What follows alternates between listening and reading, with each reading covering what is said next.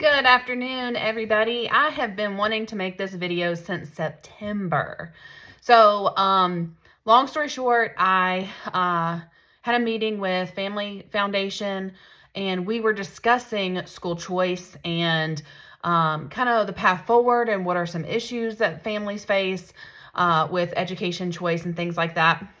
And while I was there, he shared with me some legislative issues that are upcoming that they anticipate for the 2025 General Assembly, which is really only about a month and a half away. So I wanted to share what he shared with me, with you, okay? Because this is happening. I'm pretty involved with politics. You know, I don't work for the party anymore. I'm not acting as secretary. I'm not, really deeply involved in the Republican Party anymore, but I am still involved with politics. I'm still going to Richmond to lobby, and I'm still trying to stay informed, I guess. So the fact that I didn't know this, is concerning to me, because there are a lot of people out there that are, taking care of their homes, taking care of their families, and they're interested in this, but they just don't know what's happening. So I just wanted to do this to inform you about what is happening. Hold on, I'm getting some stuff, and I'm going to just put my phone on Do Not Disturb so that I'm not getting a bunch of, distractions in the middle of this. Okay, so what I learned was that the Democrats are trying to get a constitutional amendment to the Virginia Constitution to make abortion a right. Okay, a constitutionally protected right. Why is that a problem? So if that happens, here are three things that we know for sure will happen. Number one, they change the language from woman to person. So minors would be able to get an abortion without any parental consent or parental oversight. So imagine the ramifications for this with a 13, 14, 15-year-old girl gets pregnant. Let's say she's raped because the person is of age, and he doesn't want to find out. He doesn't want anybody to find out what he's done.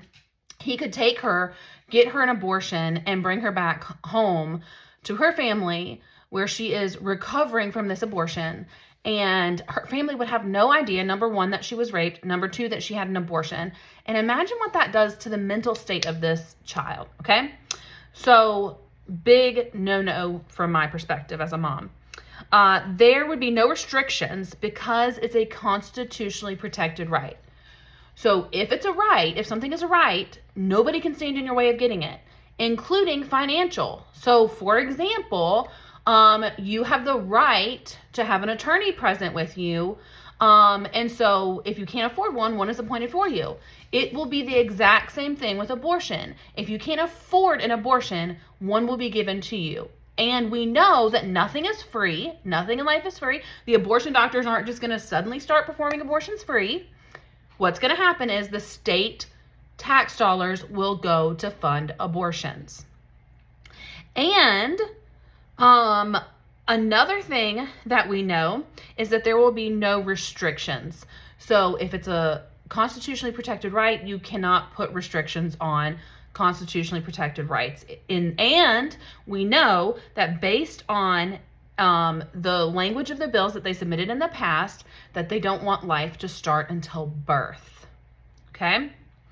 So those are the three things we know. No restrictions, funding tax dollars will pay for it, and they are trying to encompass minors and everyone in this bill. Okay? Now, I think it's really important, too, that they change the word to person from woman, and that makes me think of this whole transgender issue.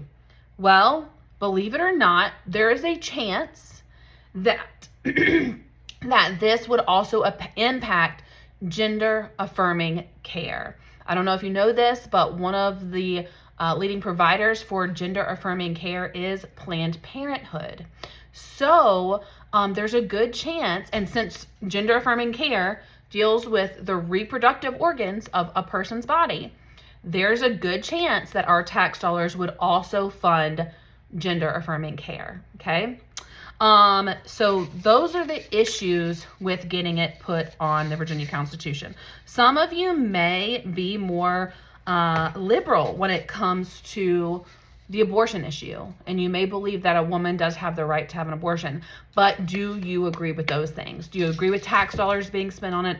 Do you agree with no restrictions to birth? Do you agree with minors being able to do this without their parents' consent? And do you agree with tax dollars being used for gender affirming care? So those are the issues surrounding if this were to happen. Now, what's the process for this to happen? So Virginia law makes it difficult to get an amendment to the Virginia Constitution, okay? There's a process. The first step is it must pass the Virginia House and Senate in 2 general assemblies, okay? So it did pass, HJ1 and SJ1 passed in 2024. So it's already passed one, okay? I also want to point out here the bill numbers. The fact that it is House Judiciary 1 and Senate Judiciary 1 means that it is the number 1 bill that the Democrats push through. So that tells you the level of importance that the Democrats are putting on this bill, okay?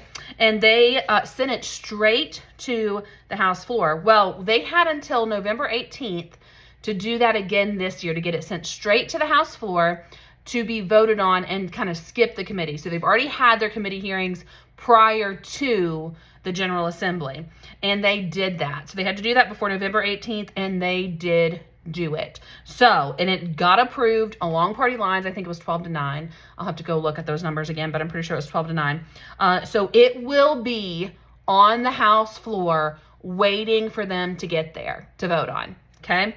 So encourage your legislators to vote no, to vote against this, all right, in 2025.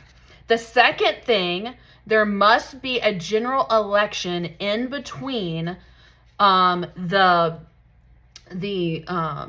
House and Senate passing it and it going on the ballot, okay? So there has to be a general election. Well, guess what? 2025 is a general election year. So they're trying to get it, they've already got it passed once. They're trying to get it passed again in 2025. Then 2025 will be a general election year. And then the following year, they can put it on the ballot, which would be 2026. So the earliest they can get it on the ballot is 2026, okay? And then the third thing they have to do is they have to put it on the ballot and let the people vote on it. My concern, though, is that many people in Virginia would vote yes on that amendment simply because they don't understand the level that something is given in the Constitution. And so they won't understand that it will open up abortion completely in the state of Virginia. Okay? So I just really want you to know those things. I want to make it really clear what the process is, and I want to make it really clear what the goal is and the repercussions of that goal if the Democrats are successful. I also want to tell you about this because this just points to the heart of the issue, okay? Richmond City Council bypassed the public bidding process and sold the former Brook Hill School building that was worth $1.25 million. They sold it to Planned Parenthood for $10. And they completely circumvented the entire process for the bidding process that should have happened, okay? Now, Family Foundation sued, sorry here, I'm looking at my notes to remind myself what we talked about, but Family Foundation ended up suing them, and in September, a judge ruled that because it was blighted property, they did not have to follow the standard process. So they sold this property that was worth $1.25 million. They sold it for $10 to Planned Parenthood. Now, Planned Parenthood may be a nonprofit, but they have billions of dollars, okay? So it's not like they needed this $10 gift, okay? Now, according to WFVTF, sorry, I'm not from Richmond, the sale came after a unanimous vote by the city council because of the increase in abortions that are happening in the state of Virginia due to the surrounding areas having limitations on abortions. Do you guys understand what that means? It means that the surrounding states are limiting abortions, and since Virginia doesn't have any limitations, really, and I'll talk about that more here in a second, but since Virginia doesn't have any real limitations, lots of people are coming to Virginia and having abortions. So we need to build more abortion facilities to be able to provide abortions to these people. But not only does this location, or will this location, provide abortions, they will provide abortions, but they will also provide gender affirming care and other screenings. Okay, so this is just mind-blowing to me. I was going to tell you guys something. I said I'd come back to it, and I want to make sure I do before I get off. Oh, that's what I was going to tell you. So people think that late-term abortions don't happen in the state of Virginia. That is not true. So there is a limit on abortions in Virginia per se, okay? So all the way until the third trimester, which is I think 24 weeks, you can have an abortion in the state of Virginia, period. Okay? No questions asked. You can have an abortion. That's insane. If you know what a baby looks like at 24 weeks, if you know that they can feel, if you know that their spine is intact, their body is intact, that is insane, okay? That alone. But it is worse than that. You can have a late-term abortion in Virginia right now if you get permission from 3 doctors, okay? And all you have to do is have a life of the mother, which there is no reason to kill a child for the life of the mother at that point in time. A non-viable pregnancy, which doctors make mistakes about non-viable pregnancies all the time. I have a friend actually who her son was diagnosed with Down syndrome, and they recommended her aborting, and she ended up having the baby, and he was completely fine. No Down syndrome, no nothing, okay? Even if he had Down syndrome, it's insane to abort a child simply for having Down syndrome or any other disability, okay? And then the third reason is for the mental health of the mother. So if the mother comes in and she says she's depressed and she can't take care of this baby and she can't do this, all she has to do is get 3 doctors to sign off that mentally it's not good for her to have this child, and she can have an abortion in the state of Virginia, no matter how far along she is. So this idea that late-term abortions don't happen in Virginia is just wrong, okay? And the current rule is 3 doctors, but the new legislation that they're trying to pass through says, nope, you don't have to get 3 doctors. You only have to get 1 doctor to have a late-term abortion, okay? So, this is terrible. I don't know about you, but I think this is terrible. I really do not want to see this. Matter of fact, I feel so strongly about this that I have made a promise to my husband, because my husband has wanted us to move out of Virginia for a really long time, but I feel like we should stay and fight, especially for the children of Virginia. I am trying to I'm working on, I'm not trying to, it's going to happen. I am working on partnering with churches and providing alternative education sources for children in Virginia. And as I am making those, as I'm making progress in that, I'm also seeing lots of issues.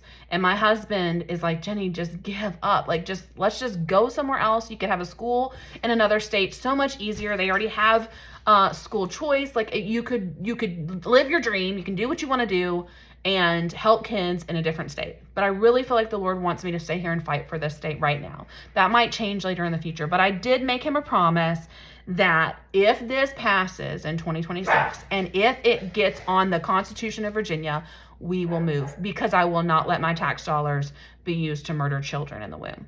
So I want to tell you that this really, really matters to me. It really, really matters to my family, and it should really matter to you. So get out there Write your legislators, make sure they know where you stand, make sure that you do not want this to be a constitutionally protected right in the state of Virginia. Anyway, I hope this answers all your questions. If you have any questions, please feel free to comment. Please feel free to reach out to me on private messenger, and I will do my best to get you get all your questions answered. Anyway, talk to you guys later. Be praying for our state. Be praying for Virginia. Can you imagine the amount of murder that's happening in our children, in our state, to preborn children every single day? It's terrifying. God help us in Virginia. That's all I can say. God help Virginia. God have mercy on his people in Virginia for the atrocities that are happening against him. God hates the shedding of innocent blood. And I don't know what's more innocent and sweet than a child that hasn't even been born yet. And I just want to say, my sister has a baby. She calls me every single morning when they wake up, and I get to talk to that sweet little 6-month-old baby. And I look at her this morning. I was thinking about this. It was on my heart, and I looked at her and I just thought, there is nothing in this world more precious than an infant. Nothing. I see her eyes light up when she sees her Aunt Gigi. I see her love for me, and I'm just like, how could anybody hurt this? How can anybody do this? How can anybody think this is okay? Now, I know what some people are going to say in the comments, this is a living baby. This is a live baby. It's been born. I don't care. The day she came out, she did not have any more value than the day she was in the day before or the 10 minutes before. Okay? Her life didn't change suddenly because of her location. The value of her life has always been the same. Okay? Anyway, I'm not going to go on this tangent for long. You guys already have your own opinions made up about abortion. And those who are with me are with me, and those who are against me are against me. I'm not here to convince anybody of anything. I'm just here to give you the information and ask you to pray for Virginia and pray for our nation and pray for the unborn and pray for the born and pray for the children of this nation. I love these kids. That's why I got involved in teaching. And so, anything involving kids, I'm going to be involved in it because I love kids. They're wonderful. Anyway, talk to you later.